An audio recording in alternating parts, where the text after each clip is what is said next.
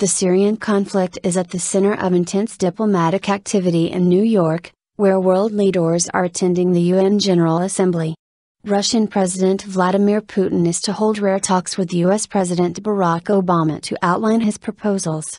The Russians are a key ally of Syrian President Bashar al-Assad. Western leaders have recently softened their stance towards him, conceding that he might be able to stay on during a political transition. In his opening remarks at the summit, UN Secretary-General Ban Ki-moon called for the situation in Syria to be referred to the International Criminal Court, saying there can be no impunity for atrocious crimes. He said 5 countries, Russia, the US, Saudi Arabia, Turkey and Iran, were key to finding a political solution, but unless they could compromise it would be futile to expect change on the ground.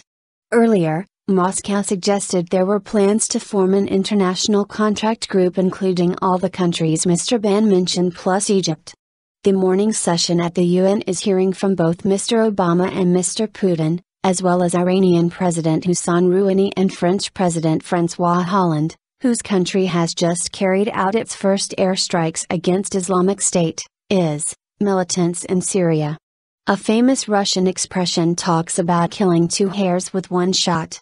But Vladimir Putin doesn't do things by halves, he'll be trying to slay a whole multitude of political and economic hares with 1 trip to New York.